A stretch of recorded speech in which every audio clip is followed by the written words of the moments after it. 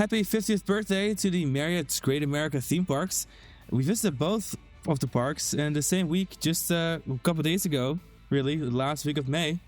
We got really lucky with our timing that, like, we did 2 trips that were unrelated to each other, and neither of them necessarily originally included doing either Great America Park, but then, like, we were in the Bay Area, and Ian was going to be there, so we're like, let's go to Great America. And then we decided to do a road trip to hit the Iowa and Missouri parks, and we were like, let's go through Chicago and go to Great America. And so we ended up hitting both parks for their 50th anniversary within like less than 7 days of each other, which was really nice. And I'm convinced there's just no way to have a bad time at one of the Great American parks. Both parks, for various reasons, are just so great. They're in my opinion. Special, and it's so fun, like, seeing both at the same time and comparing the differences. And I think obviously for an enthusiast, you look at the roster on Roller Coaster Database and it's like, well, obviously one has, twice as many coasters, but there's so many more. The differences between the parks, for better or for worse, have so much more depth than that. In fact, the parks have always been different. I think there's a misconception that the parks started out as like perfect clones of each other, and for most instances that is true. However, Great America in the Chicago area has always had more rides. Always. It opened with more rides. It opened with higher capacity because they had a higher expected attendance from the onset than the California park. And while both parks would get additions like Tidal Wave and Demon, Great America, even as early as the Marriott years, saw unique additions like American Eagle being the big one. But opening year, they had like 2 antique car rides from Aero instead of just one. They had the taxi one in the New Orleans area, in addition to Barney Oldfield Speedway.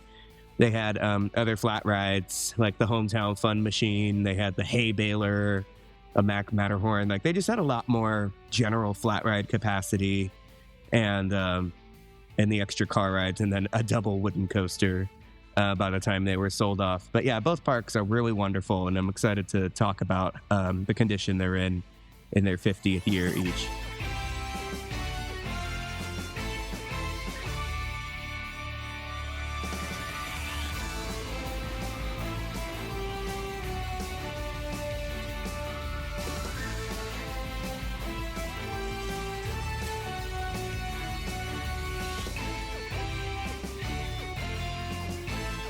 And a very good morning, good afternoon, good evening. My name is Sean.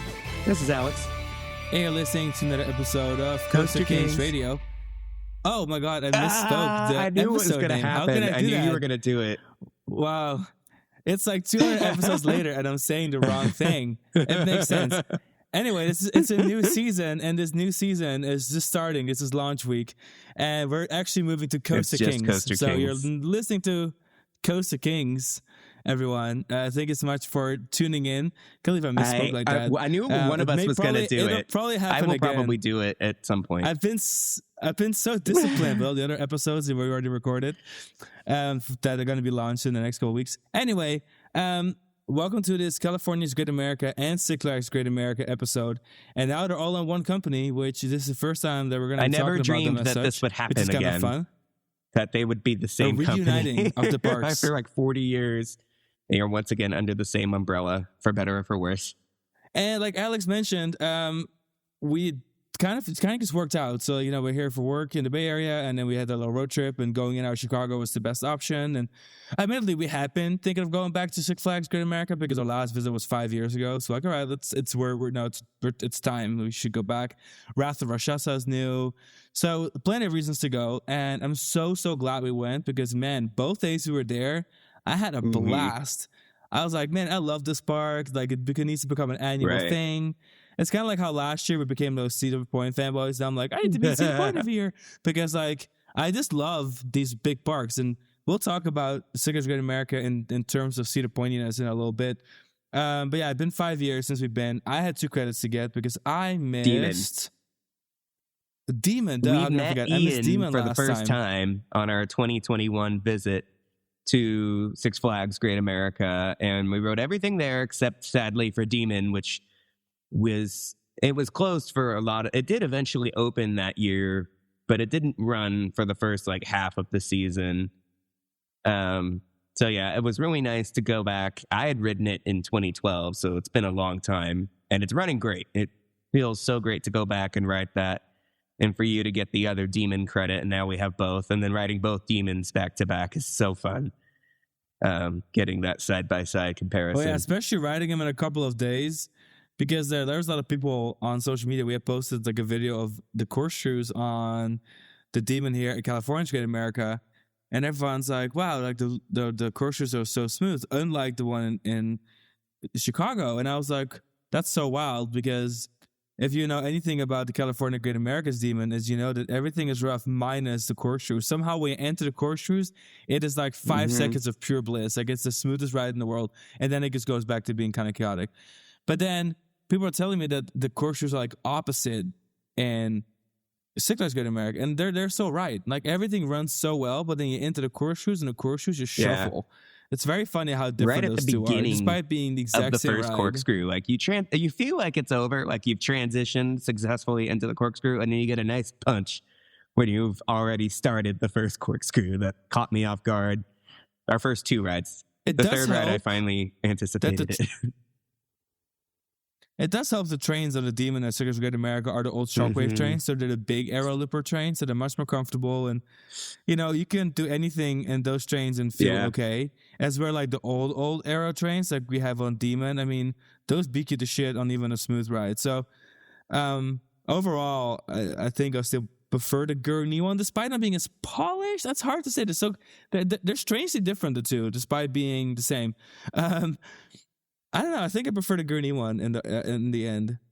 And besides Demon, the last season we actually did a focus episode on California's Great America as a whole, kind of like past, present, future, almost as in like I don't believe this park will ever really close. I mean, it's hard to believe because the park is in such nice shape.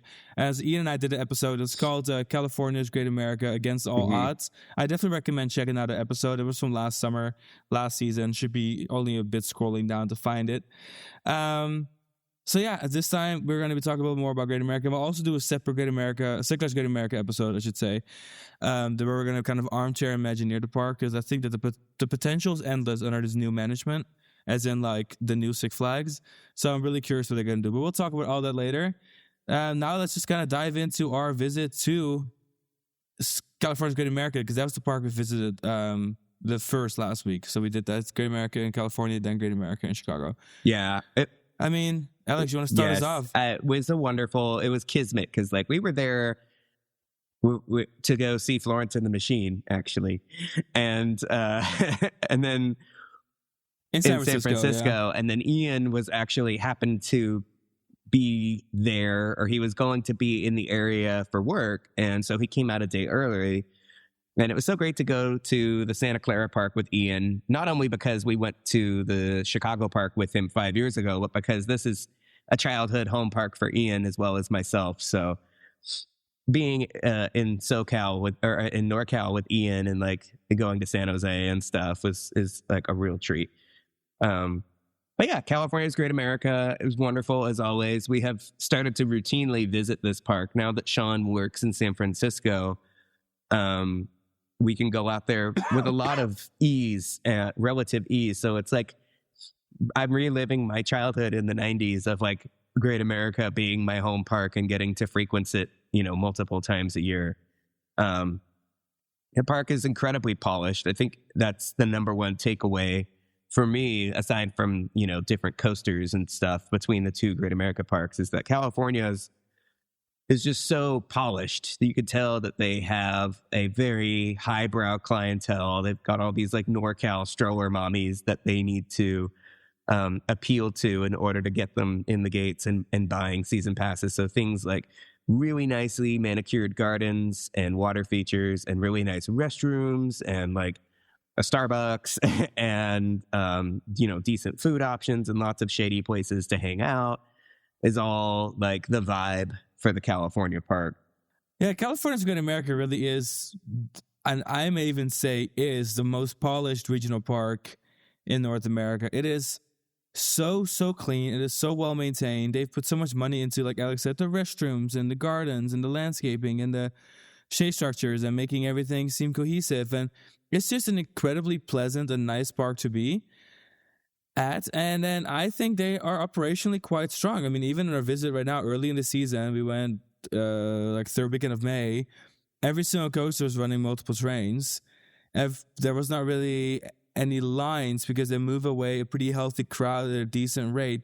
I think it's just a really pleasant experience. I find it to be not just polished, but I also think it's kind of premium. Like you go to the park and the way they've staffed it recently and the way that they're operating it just feels like a premium product. And I think that's exactly what this park needs to do to survive, because the Bay Area, Silicon Valley, is simply just kind of highbrow.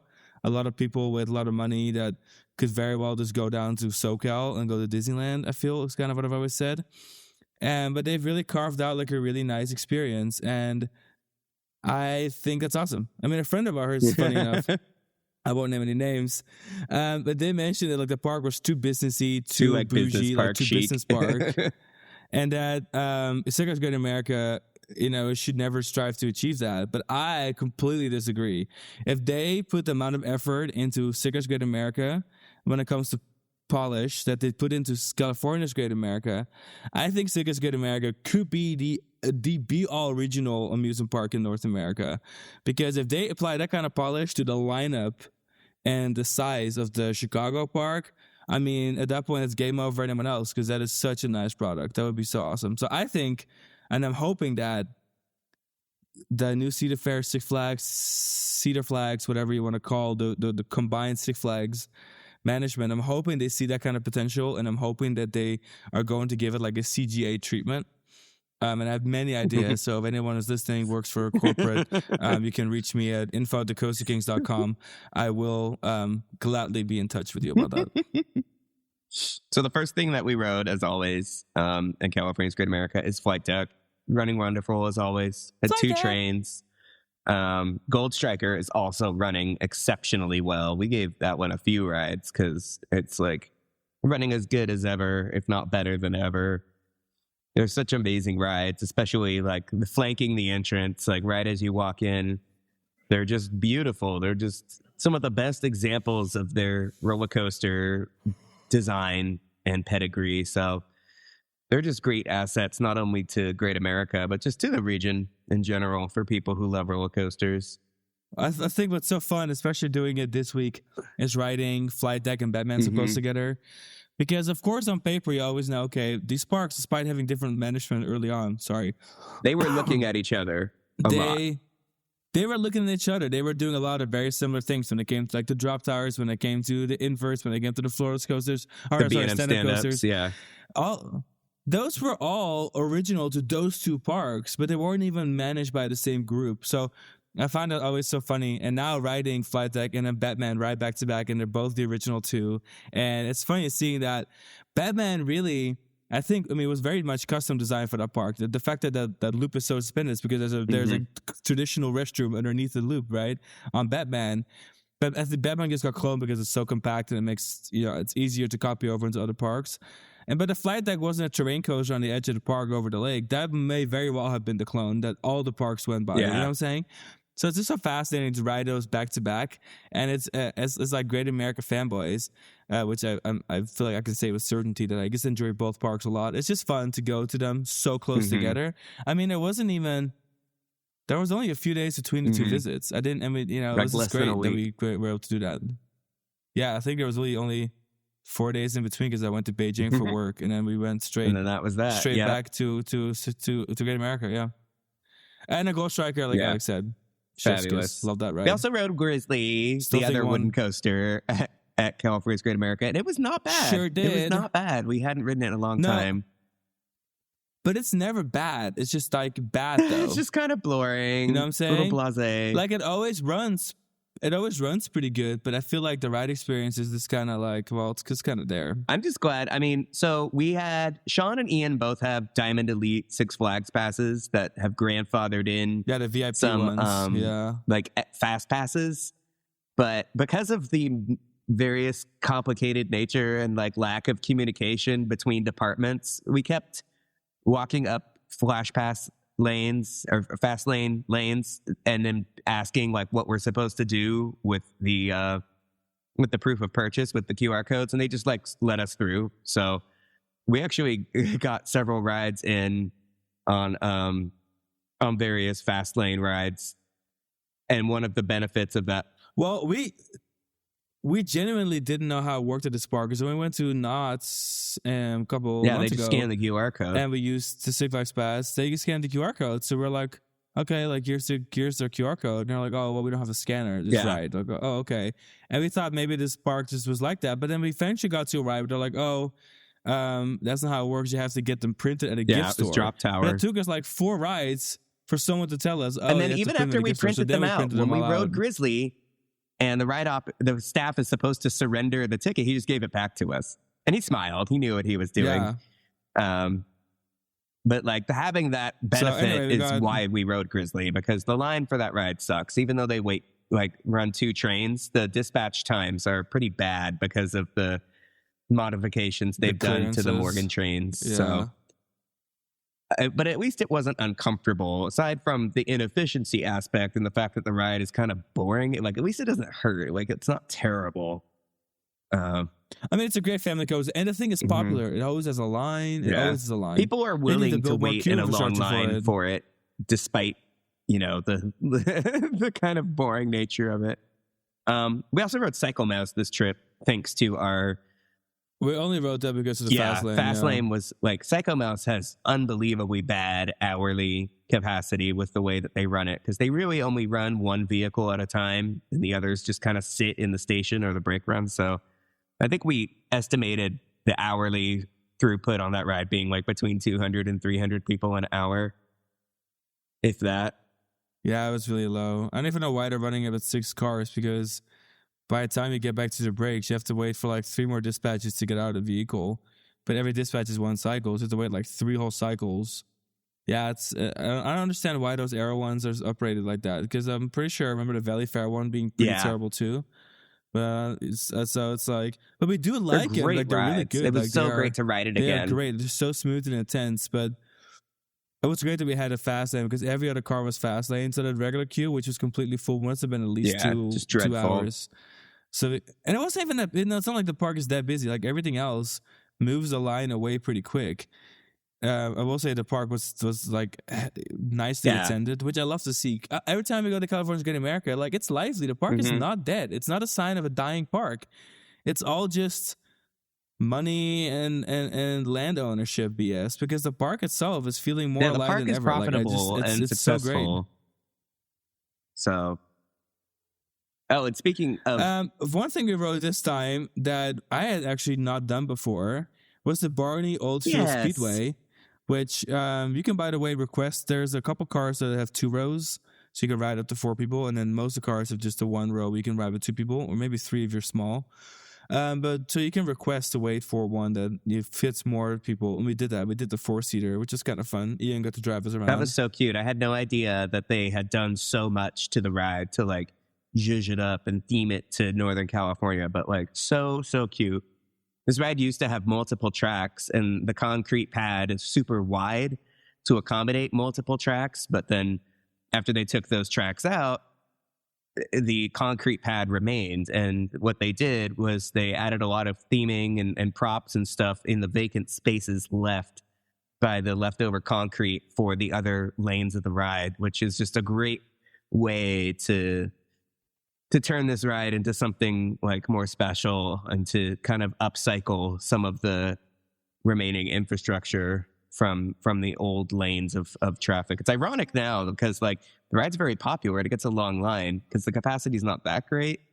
They could probably run more cars on it to fix that, but it's almost as if they could have like brought back another lane on it, like 2 lanes. Yeah, the line would have helped a lot with it, because normally we would never ride it, but again, we had our fast lane, so we used it for that. So it was really great to ride that again. They rode Patriot, which runs fine. I still think it's a great little Florida coaster. Another day before we rode Medusa at the Discovery Kingdom, so nothing compares to that. I think that is one of the most spectacular floorless coasters in the world. Medusa, so for sure. It's one of those things where like and it runs so Patriot's well. just cute, it's just cute. And then Demon, of course, we were talking about that a little bit early in the episode. Real Blazer, we must discuss for just a split second because it just did not run well.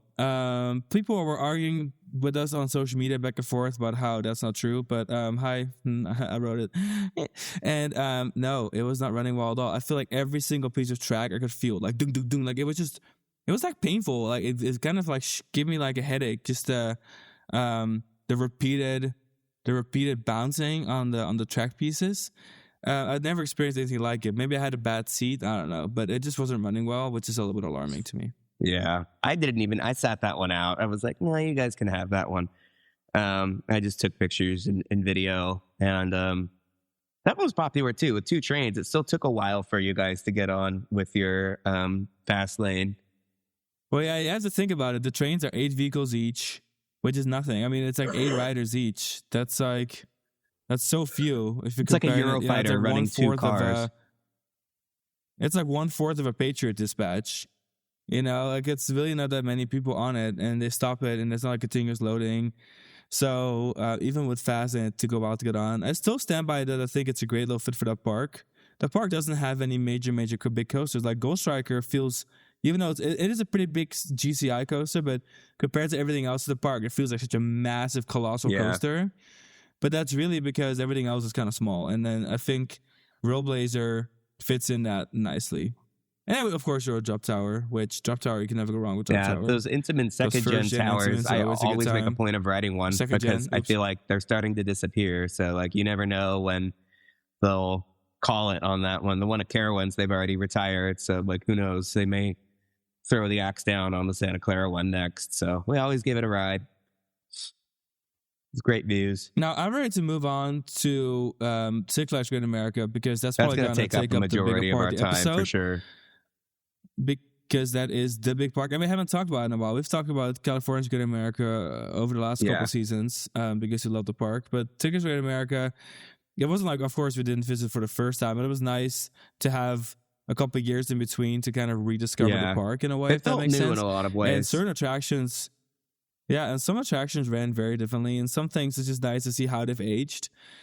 So we'll talk about that. I think Six Flags Great America offers a great product, incredible variety of rides, the lineup of attractions, especially if you combine the really big coaster collection. People don't talk about that enough. Really, really big coaster collection, and then all the flat rides that are peppered throughout the park.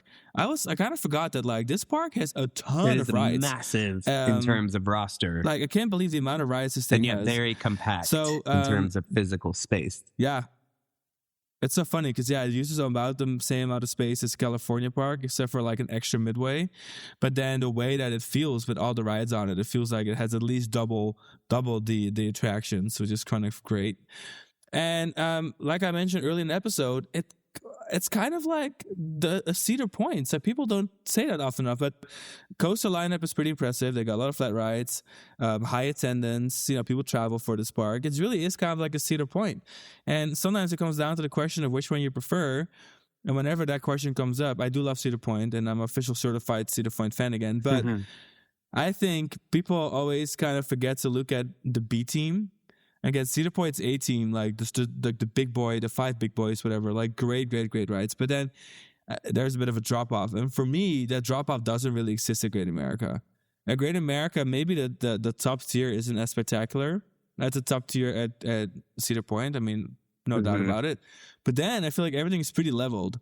Like I prefer Demon over Corkscrew, Wrath of Ashesha over Valraven. Yeah, Whizzer over Cedar Creek Mine Stuff Ride. like that.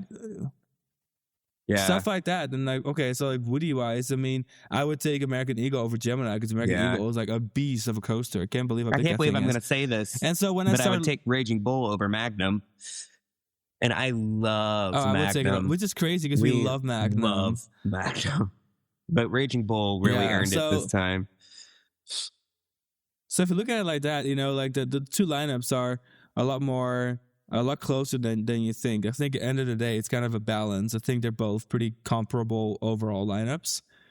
I had to just say that to everyone that loves Cedar Point like we do. Great America deserves the same amount of shout out. Now, it is noticeably less polished than California's Good America, especially when it comes to like all the clashing ride aesthetics.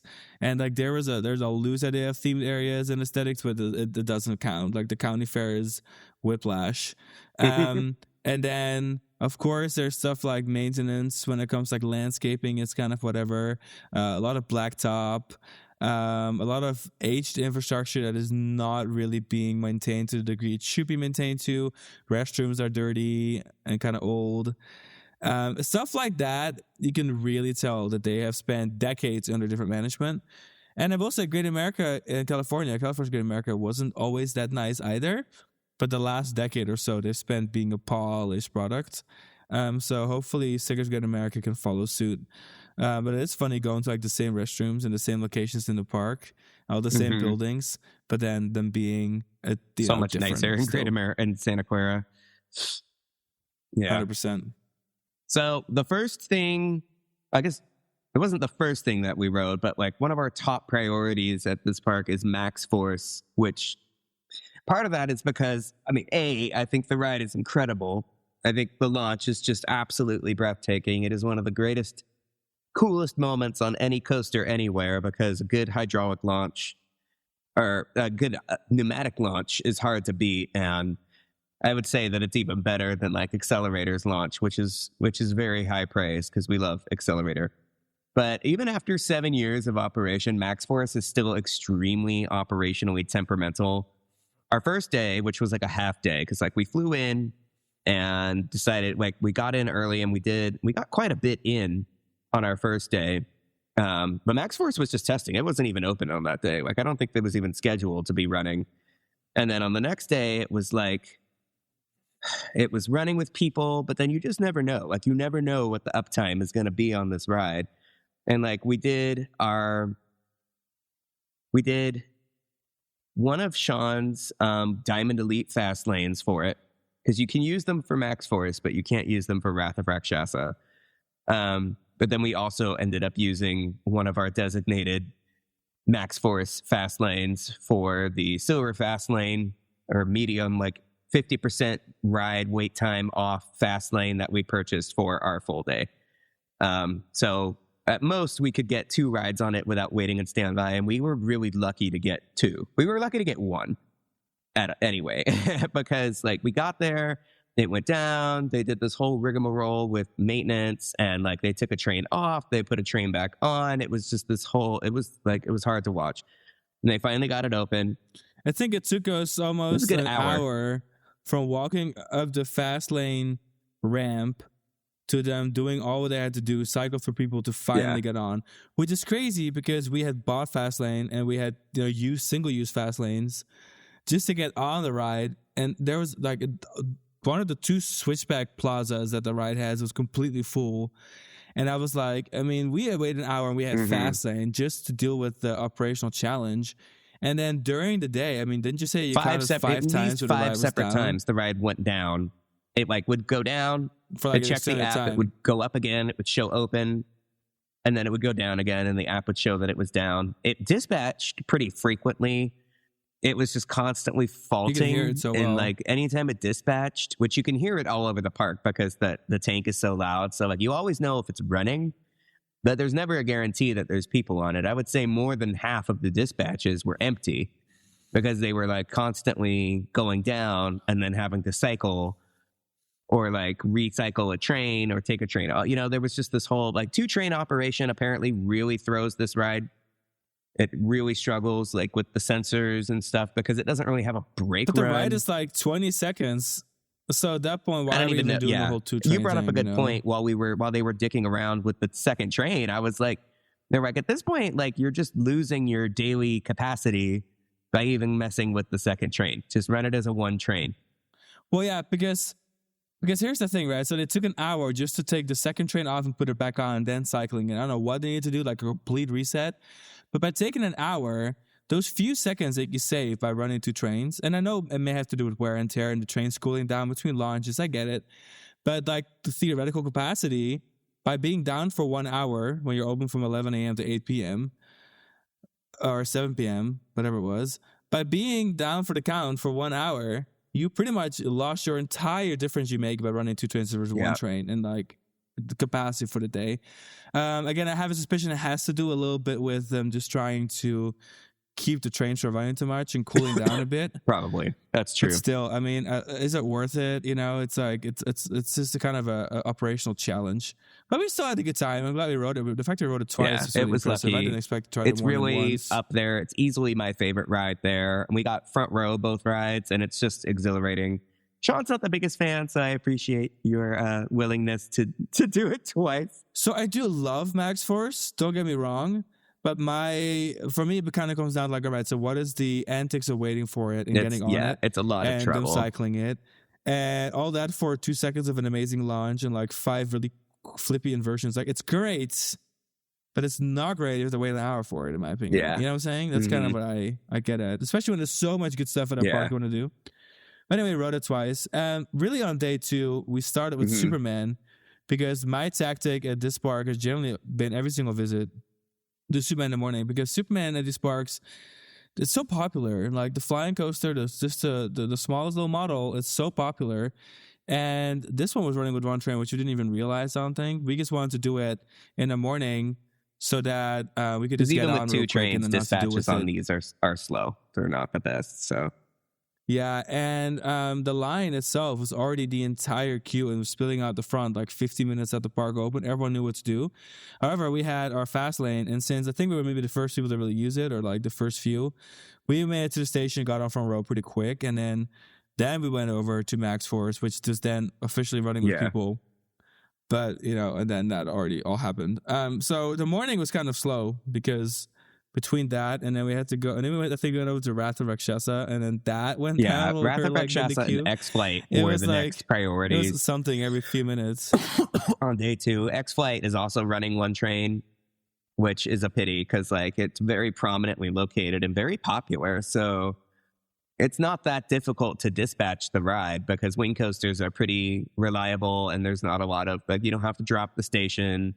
You always have like several restraint checkers. Usually for flying like wing coasters, parks will do like 4 people checking restraints. So like it's easy to get a ride like Max Force, or excuse me, it's easy to get a ride like X-Flight to run 2 trains, even though it's kind of short. Just because it requires a lot of staffing just to run. But yeah, we ended up. But yeah, I don't know why they struggle with getting that thing on 2 trains so hard. And I will say on one train, that ride, like you said, is pretty popular. And then I find dispatching to be kind of, it's okay, but it's not fast enough. Yeah, it's a bit lackadaisical for a one train operation. Yeah, so like there was a really long line from almost like the entrance of the ride all the way to the station. And then we used fast lane for all of our rides for it.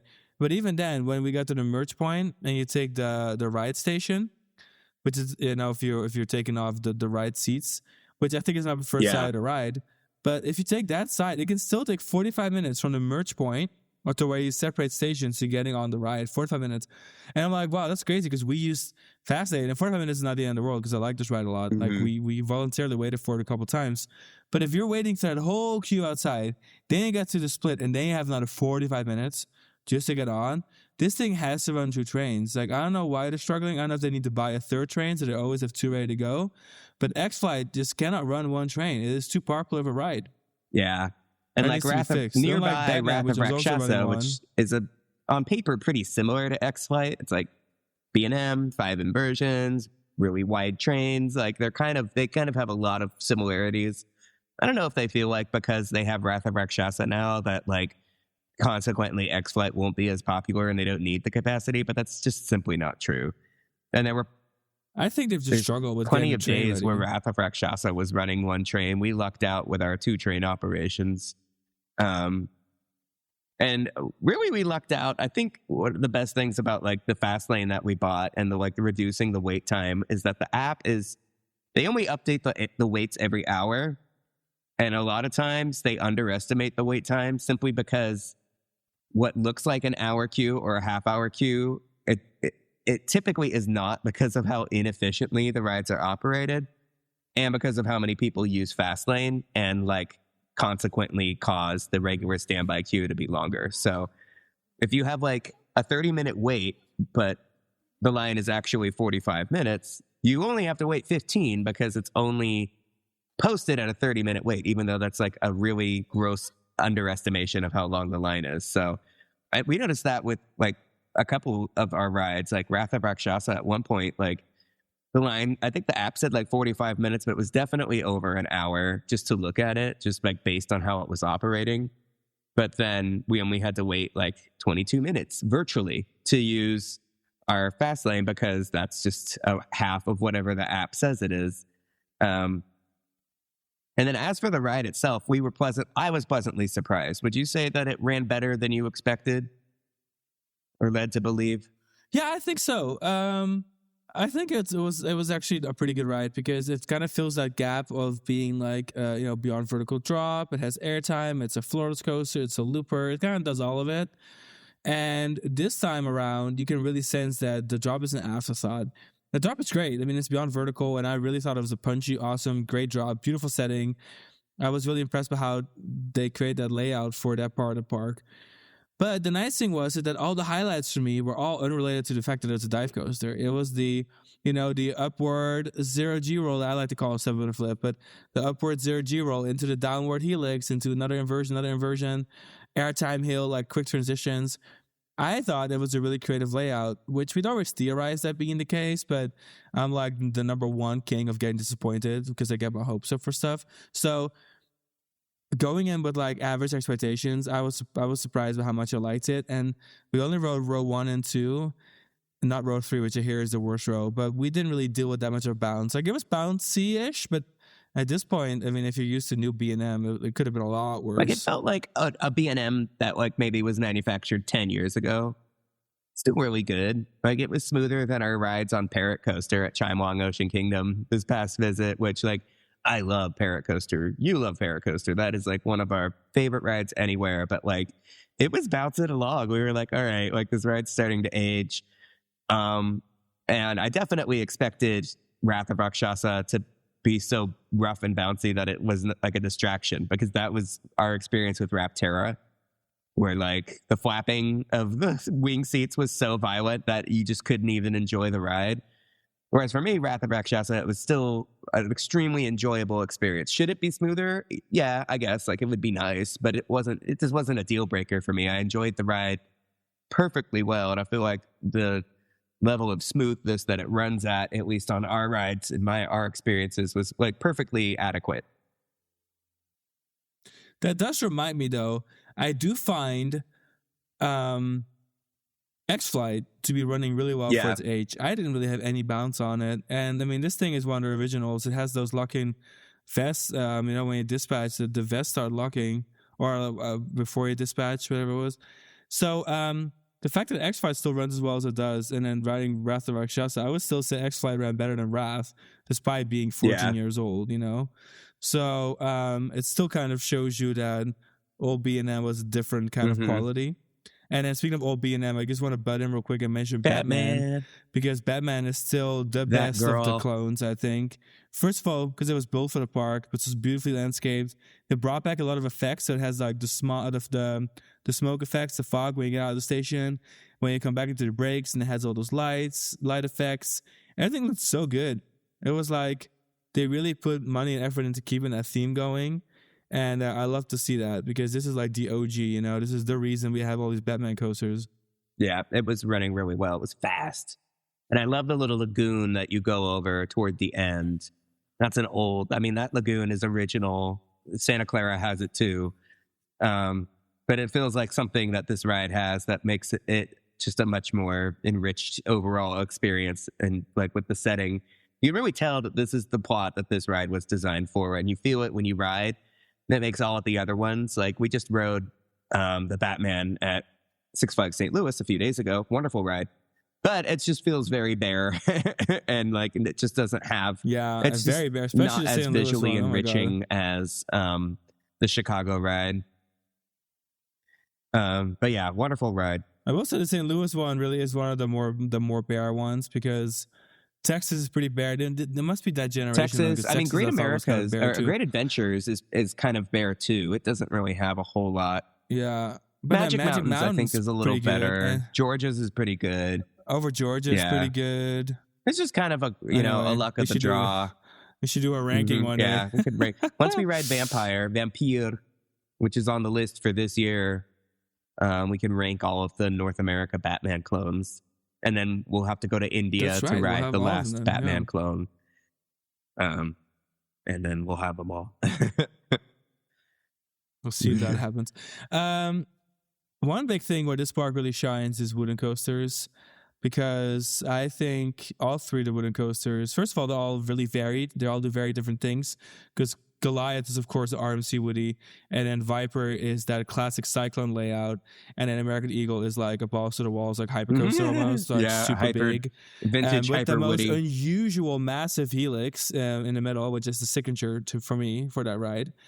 So all things considered, they're all really different, and they all ran pretty well in my opinion. Viper's running really well as usual. It's just a really well-maintained Woody. They just know what they're doing with that. Well-constructed, runs well. I think Viper is a real little star. And it had a line every time.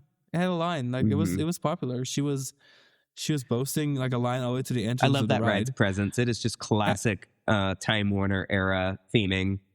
We love all of the old Time Warner stuff, and a lot of it is like the DC Comics and Bugs Bunny stuff from that era, but some of the best was actually Six Flags Great America's Southwestern Territory. That was a Time Warner project of fleshing that area out, and like their ambition when it came to building a themed area just for the sake of it, like not having an intellectual property attached to it, but just like doing a nicely themed area. And they, had different, it was like a three-step like process of bringing that area to life, or really a 4-step process, because they built Viper in 99 and gave it like all this great Southwestern aesthetic, and it was like the teaser for the Southwest Territory. And then in 96, the whole area opened with the 4 flat rides, and then in 97 they had a giant drop, and then in 99 they finished the project with Raging Bull.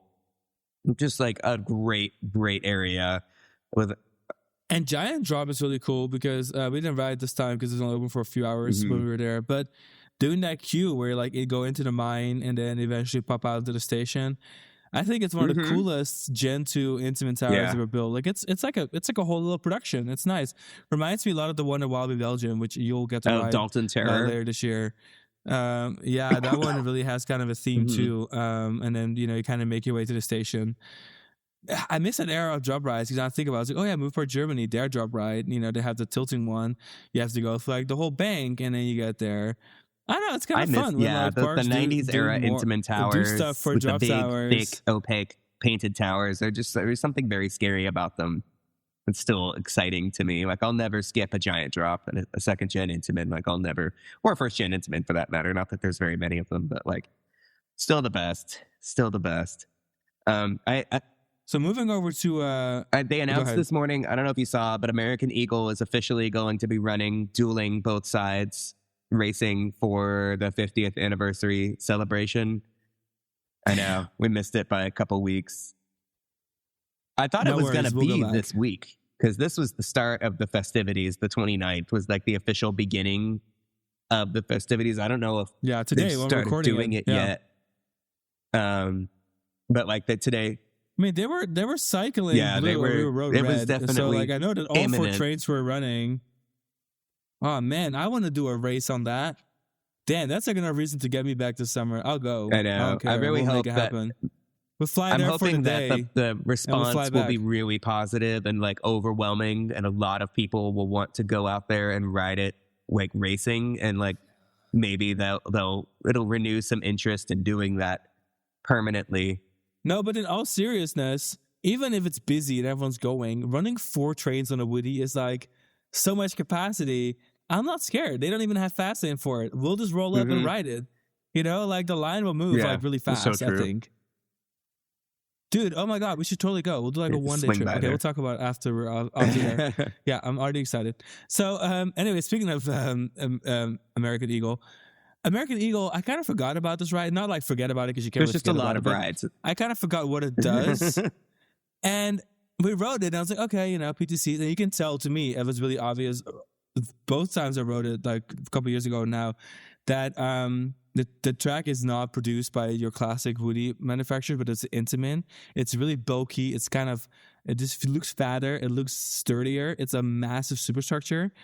and it had the weird zigzaggy the wood in the middle zigzag of it cross that I tie find distinct, supporters. super distinct. And anyway, so we rode it again. I was really hyped, and it's just such a big coaster. And then that helix, it was when they designed that, it must have been such a like a big move to that giant helix. And you think on paper, like why would half the ride be a giant helix? But man, that isn't the coolest damn It's helix so in the world. elegant and Because dramatic looking. it's so big, and like the elevation difference is really big, which I kind of forgot about too. I guess I'm just forgetful, but when you go around that helix, you pick up so much speed that by the time you're at the end of the helix, I mean, you're going so fast. And it's such a cool, strange, unique moment that you can really only experience on American Eagle. And I think that's awesome. And one thing that I had to think about is that American Eagle is also the perfect example of how California's Great America and Signature's Great America in their infancy, so Marriott's Great America in California, Marriott's Great America in Illinois, how they were built differently and how they had different needs. Because Marriott, before they sold off these parks, they were the ones that added American Eagle, and they needed that capacity so badly. That park was doing so well in Chicago. They had such good attendance. They needed a dual, back in the park, like the furthest from the entrance, a dueling, massive wooden coaster that was visible for the freeway that was going to have all this capacity because this park just needed to expand as soon as possible. And they already had the larger lineup of attractions, like Alex mentioned in the beginning of the episode. And this ride, I enjoyed so much more knowing that that's the reason it was there. It was like, it's like a sign of success. It was like, man, the park's doing so hot. We're going to build this massive... Right off of Demon, too. Like, they had just done the Demon remodel in 1980 and marketed the hell out of it, and then turned right around and then offered the giant double wooden coaster, super wooden coaster for 1981. And I'll never not be cracked up by the approach to the ride. Is you built that, and then to get there, it's like, take this little skywalk. It's so take funny. This little, like, it almost seems like you're not supposed all to be part there. of their great commitment to like keeping the existing attractions, like the circus area back there and that infrastructure, and then like bringing it behind and then over the train and then down and then back up into the station. It's those signature blue catwalks that Great America would use quite a few times, because that was also indicative. That was Shockwave's thing too. Was that same shade of blue that Shockwave used, and when they get to live on for Wrath of Rakshasa. Yeah, so true. That's all blue too. Let's see what else. Okay, so Goliath. I mean, if we're talking about Woody, so we gotta talk about Goliath. Stuff. I mean, that's one of our favorite RMCs. Sometimes less is more. When it comes to RMC, for me, less is generally more, because I don't do all that. Yeah, this is a very palatable this is ride. Such a fun ride. So much character, great drop, great moments, because those overbanks. You had the really big overbank in the first part of the ride, and then you have that weird kind of like double dip overbank. I don't even know how to describe it. Those are really unique moments on RMCs that you don't really have on any other one. And then that dive loop into the superstructure. I mean, that's good stuff. The head choppers are crazy. The dive loop is probably my favorite part. I love dive loops, and I just feel like there's not enough RMCs that have them. Ironically, we haven't actually made it over to Fun Spot to ride Area Force One, even though we can drive there from our house pretty reasonably. That should be a higher priority for us. But yeah, there's really only like 3 airtime moments, like major airtime moments on Goliath. And it's perfect. It's perfect for me. I come back into the station, like it's a great ride. I don't feel like I've been beaten to hell. Like, I know most people would prefer Steel Vengeance, but like for me, it's 100% Goliath, because like Goliath, I just really enjoy. In general, I prefer the Topper Tracker Woodies. They have more character. I mean, we just rode all run the same trip. I mean, these are just really great rides, and I think they just have a lot more character. I really wish they wouldn't have discontinued that product line, because Goliath and All Run, those two are just, for me, like probably my top RMCs. I enjoyed them both so much. So yeah, high praise for Goliath, except for those operations, man. They gotta hurry it up. It's like they didn't even start loading the train until the other one's already in this brake run again. This park is running an okay ship, but I still feel like they can really improve on operations. Having said that, we did go like opening month, like 2 weeks after they opened for the season, and we saw a ton of training. It felt like every platform we were on, it was just like a training environment. Everyone's getting trained. So I'm assuming it's just like the warming up of the season. Mid-season, I'm sure they're doing great and everyone's trained. but our experience particularly was that trains weren't moving. They just weren't. Speaking of training, they need to train a person who works Dark Knight to merge to Fastlane better. Oh my God, we were so offended. We're just standing there. She's like going on, and I'm like, "Are we in the right place?" She's like, "Oh yeah." And she lets in like 30, if not more, people from the regular line, which the merge point is already kind It's of really early. The merge point on Dark Knight is dumb. It's like, why aren't we? It's like, why aren't we being let in? And not they even eventually let worth us in, it. but It I'm was like, useless. well, this is 10 more minutes of waiting now. Yeah. But the At ride least the is operations good. of Dark Knight, Once you're all in the things that are station, actually the really operation good. is good. And that ride is immaculate. It is smooth as glass. It's like silent. And all the effects are still working, I think. A lot Very of them well are working. themed. I'm a big fan. I think the Dark Knight And it coasters are hauls ass. great. It is such a That's fast such ride. a good little It is coaster. genuinely intense. Yeah. Be For a sweet. ride that was like And then it's cute. a Theme, like you recession said, era yeah. struggle ride that was just trying to like bank on the virality of Heath Ledger's Joker in of Batman movies. It's a fun ride. It's a really fun ride. And it's really comfortable. The train design is awesome. Mm-hmm. The whole like using the broken glass of a subway car. The car and theming then, is like immaculate. acrylic. It's So clever. so nicely done. I think that's underrated. And right next to it is another great underrated ride. Condor. Alex, I could talk about it. Yeah. My baby. Condors are my favorite flat rides, so we always make time for this one, and it was really fun. You can tell that it's a carnival ride. Like, it was literally purchased by Six Flags off of the German fair circuit and then installed for a couple years at Six Flags Great Adventure, and then came to Six Flags Great America in 1991 and has been operating ever since. Just doing its thing, standing the test of time, still popular. People still really like this ride. Has a nice ride cycle. Just so fun. Like, they just never get old. They're just hypnotic rides. I can't take my eyes off of it when it's running. Just fabulous ride. Yeah, I agree. I love Condor. And I love how much people love it. It always is a long everybody's line. There's always vibing people with it. waiting for it. Yeah. It's popular.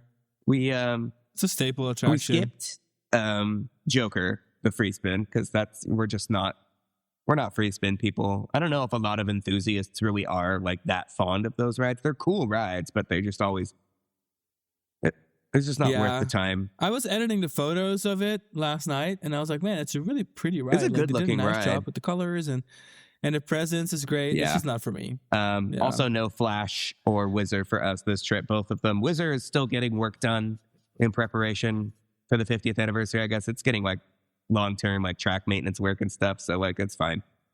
I wish they could have had it open in time, but I understand that this is a huge park. There's a lot of moving parts with getting this park online, so having 14 out of 17 coasters running is pretty good. Flash, we never saw running. I don't know what the story was with Flash. Luckily, we already have the credit, but those Intamin Twisted Impulse coasters are pretty finicky, so I wasn't super shocked that it wasn't open. But that really only left us Batman in the new DC Comics universe area, DC Universe area, which is the old Yankee Harbor area. Actually looks pretty nice. Like, I like that it's still nice. There's a lot more Yankee Harbor there that's intact still than in California. Well, that's another good reason, babe, to go back to summer, because you can get on I Splashdown. really want to ride Aquaman Splashdown, the former Yankee Clipper. We can get on Whizzer. And Yankee Clipper. And we can do a racing American Eagle. And the pressure's off because we just did 2 days we there. need to swing up there again midsummer. So true. Because like I rode the Yankee Clipper in Santa Clara when I was a baby, and they demolished it in like 1990 at the end of the 1987 season to build Stealth. So it's been obviously a very long time, and I would love to ride it again as the Aquaman Splashdown version. But they only run it during peak season. None of the water rides were open. The Rapids ride and both of the log flumes were still down for the season, but it wasn't hot. Like, it was just not like we were wearing sweaters. It was not really water ride weather yet. So perfect weather. But another great reason to go back this summer is more rides on Raging Bull. Oh my God, Raging you guys. Bull right now is like probably. I mean, it let us just give shot you up the to my good news favorite B&M about hyper Raging Bull in the world. We come bringing to you the news of Raging Bull running trimless. Now, we've all heard that, and all the coaster enthusiasts are all going crazy whenever they hear the word trimless. But the night and day difference of an already great coaster to now the most elite B&M hyper in the world, and maybe even most elite This is B&M easily the best B&M in the world right now. Like it's like without a shadow of a doubt in my mind. Explain the differences. Explain what happened. So the ride notoriously has this trim going into the Camelback Hill, which is like such a buzzkill because like you don't even get the whole airtime experience of that hill because the trim is on the way up and not like on the way down. But that has been like taken off. Like it is not there. And then the mid-course trim, like the mid-course is obviously there still, but it does not really trim the train. I feel like you can kind of hear it a little bit, like attempt, but there's no. You can. No, I feel like you can hear it slide there's through. There's no discernible braking happening all. On the mid-course. So like you just absolutely haul ass through the second half of the ride. I mean, we were in row 9 for our first ride, and I felt like we had just been flung like a pancake out of a frying pan. It was so intense and just bliss, like truly blissful. We were just riding and we were just vibing, and then we got we were like, oh wow, the trim on the airtime hill's gone. Like we're just having a great time. And then we shrieked. I mean, like we just shrieked. I can still remember like the audible gasp. And like what was even that? Like B&M clamshell restraint with that much force ever, with that level of intensity ever. And there's like 4 great airtime moments on the back half of Raging Bull. A couple of which are probably... And the figure 8 is flying. It's not even normally... Like, there's moments on that ride now that wouldn't normally have airtime, but because it's just hauling ass through the second half, suddenly there's airtime. Like, in the middle of the figure 8 at the end. It's like, oh, there's airtime here that you just would have never... When it's running with, you know, the way it normally runs, it's you know, it's just you're kind of flying around and it's, you know, a nice laterals kind of experience. But now there's just airtime everywhere on that ride. So... Run, don't walk to Raging Bull. For anything, if to go to this 50th anniversary season, you have to go for Raging Bull. Raging Bull right now is just on fire. It ran so well. It is easily now my favorite B&M Hyper and maybe my favorite B&M. I couldn't believe it because I've always enjoyed that layout. I've always talked to people and everyone's like, oh, well, the airtime this, airtime that. I don't really need the Camelbacks of forever. Like I need variety in the layout, and this thing has so much variety and so many great overbank turns and a figure 8 at the end. And now that it has some killer airtime all over the layout, like mixed in the most surprising moments, man, I'm such a fan. I cannot wait to go back and ride again. Like I don't need any convincing to go back tomorrow. And like ride it this year. So many like reasons to love if it's gonna run like this, just because it's running like this year doesn't mean it's gonna run like this again next year. So like. I know the world is all about balance, because then 2 days later or 3 days later we went to Worlds of Fun, and then Mamba is now trimmed to death. Mamba, so, you know, like Mamba was running amazing last year, some, and we didn't get out. We tried twice to get out there, and we did not get out there. And then we go this year, and now Mamba is just running like the mid course is just on so hard. You're just like glued to your seat on the airtime hills, and it sucks because all you can think about is like how good the airtime should be, and is not. Yeah, how much? What it could have been. So right now there is some construction happening in the Yukon territory of Circus Great America, which that area did need some help to begin with. So I'm glad the go-karts are gone, and those were ugly. And then the Camp Cartoon is gone. Yeah, too. The roller skater is still there. The Sprocket Rockets, which were originally themed to the Jetsons. The Camp Cartoon area, which opened in '99, was like a Hanna-Barbera kiddie area that like Time Warner was sort of testing the waters with. It wouldn't have really worked in a park that was competing directly with a Paramount park, because all the Paramount parks already had big Hanna-Barbera lands. But like because of the nature of like Time Warner's licensing with Hanna-Barbera in relationship to Taft Broadcasting, both parks could have Scooby-Doo rides basically. Like that was always kind of an interesting. It's like you had these two competing chains of parks, and yet you could ride like a Scooby-Doo dark ride at Six Flags St. Louis, but you could also ride one like at Carowinds or something. So, but this was, for whatever reason, Six Flags Great America was the only park that ever did a Hanna-Barbera kiddie area, and it was a small kiddie area in the tradition of the Marriott's Great America parks never having like giant major kiddie areas, but having small kiddie area sections in each area of the park. So now...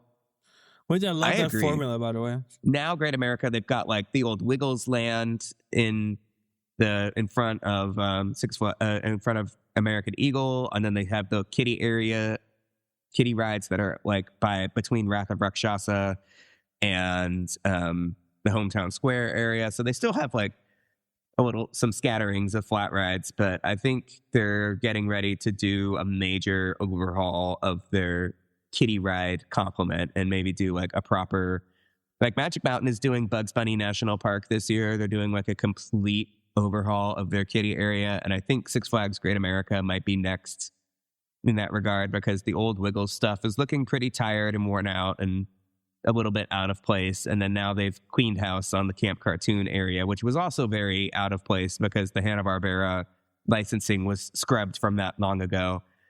As it stands, you can ride the kiddie coaster, the roller skater, but the rest of the area is blocked off. And both the construction area for the old kiddie flat rides in Camp Cartoon and the construction area for the former go-karts have the same construction wall theme, teasing a forested, like Yukon territory themed ride coming in 2027, which is rumored to be a Vekoma family invert. Vekoma suspended family coaster, yeah. Which I think will be a good fit. So the way the plots are laid out, you have the midway in the middle. It almost looks to me as if the lift hill is going to go over the midway, drop, do a turnaround, and then have a hill over the midway again. It almost reminds me a lot of the way that Phoenix Rising was constructed over the maintenance road, where like it drops over it, does a turnaround, and like has a hill over it. So I'm kind of expecting something similar, but then a Vekoma. And I'm so glad they're doing a family coaster here, because this park, it's heavy on the thrill rides. It's really heavy on the thrill rides. You have the roller skater, you have Whizzer, and you've got some family-sized Woodies. Even the Woodies are all really big there. Maybe I'm just in my head. For families, like family ride-wise, it's like basically it's like Whizzer, the Little Dipper, Junior Wooden Coaster, Sprocket Rockets. Dipper, they only have 2 kiddie coasters, Sprocket Rockets and Little Dipper. And then their only family coasters are Whizzer and like the Dark Knight, basically. Yeah, so having this is going to be a good fit. And I need them to focus a little more on the Yukon territory, because the Yukon territory as an aesthetic, especially this park, is so nice and so important, because they actually have the weather to have nice green trees and large trees. And instead, they kind of ruined it with doing all like the go-karts and stuff. So I really look forward to hopefully them bringing back more of a Yukon territory feel, and I'm hoping that they're going to redo Sprocket Rocket, whatever it's called, and hoping they're just going to paint it. And I'm running ahead on my next episode idea, but I also at that time just wanted to lump Goliath in with that, because Goliath being the brown, it is a really nice is the prettiest backdrop to a Yukon themed area, except for its themes with some fairground. Like I'm so lost in all that, so I need them to bring that into Yukon, and Yukon could be the future of the park. And Fiddler's, again, that's a different episode. Bring in Fiddler's Fling and Goliath, and like move the entrance to Yukon territory to like right there by like the train station. You have the train station can come too. That can be part of Yukon territory too. So you have the new entrance to Yukon territory separating like the big Country Fair Plaza with the old Wiggles rides and American Eagle. And then you enter the new Yukon territory, and it includes the train and Goliath to your right. And then you come around the corner and Fiddler's Fling is on your left. And then you go through the covered bridge, which is the current transition between the two areas. Yeah, fingers crossed. I'm optimistic for that and other changes coming to Six Flags Great America. Yeah. In general, I'm feeling incredibly optimistic about this. They've already started doing some things that I think are good fits. I'm a big fan of a lot of the changes that they've made to the park so far. Like they took out the old Sky Coaster, which was sitting on that giant concrete pad that the Huss Swing Around used to sit on, because it was hovering above the Barney Oldfield Speedway. And even though they cut Barney Oldfield Speedway and Whitewater Falls for X-Flight, all of that stuff, and like the Sky Coaster and like the turnaround for the Speedway with all the cars, like a lot of that had been sitting there for a long time. But they finally gutted it, cleaned it all up, gave American Eagle a new entrance, and built the Zamperla Giant Discovery there. And then took out the old Huss Frisbee that was also in that area in the center of the Country Fair Plaza, and opened that area up again. And then they took out the Splash Battle, which I don't understand why that was ever even a thing for that park. It just seemed like a bad idea from the beginning.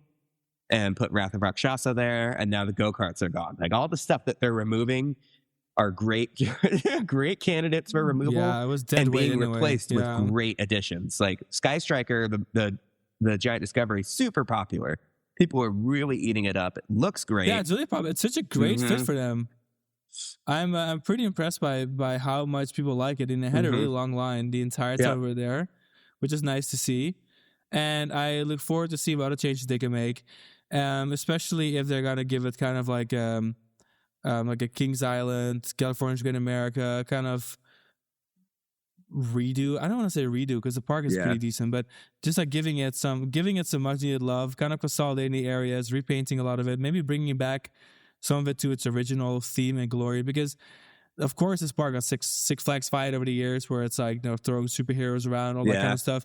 But there's a lot of really good bones because these Great America parks were designed so meticulously. They're so pretty. They were designed with so much care, and those layouts still hold on so strongly. The bones are just really good. So it wouldn't even take that much work like they did in California to just bring it back to a really nice polished regional park as it opened, except for with the lineup is this spectacular. So, but I have good feelings about it. I know there's rumors being thrown around about them getting a Giga coaster that's going to be themed to America, which I would at that point assume that would go next to American Eagle. Sure, why not? I didn't pay close attention to any of that. I want them to redo the entire New Orleans area, but again, we'll talk about all that in a different episode because we're going to do an armchair engineering Six Flags Great America, because we feel very inspired by what's happening and what could be happening and what should be happening and all of the potential. And I expect that episode to come sooner than later because we're really passionate about it.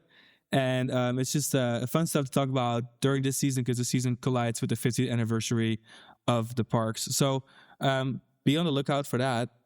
Overall, the two parks are very different. I enjoyed them both tremendously. I still think California's Great America is the more polished, more low-key, more premium products. But if you're looking for some of the best coasts in the country, well, you're going to have to go to minus Gold Striker. You're going to have to go to... I'm very fond of Six Flags Great America and the way that the original themed areas are still kind of intact. Like all of the original Yukon Territory stuff from California is gone, completely gone. That all became kiddie area stuff, and then they kind of retconned the county fair into a county fair Yukon Territory hybrid because it's a county fair that takes place in the Pacific Northwest, canonically. Yeah, well, it's literally called North. Isn't it literally called North? Yeah, it's like NorCal County Fair, which is perfect. Perfect. Everything from like Railblazer, basically everything from Celebration Plaza, which is also a CGA exclusive that they busted out. They took the Carousel Plaza and Hometown Square and combined them into one area. There's really just been a lot of metamorphosis in California's Great America.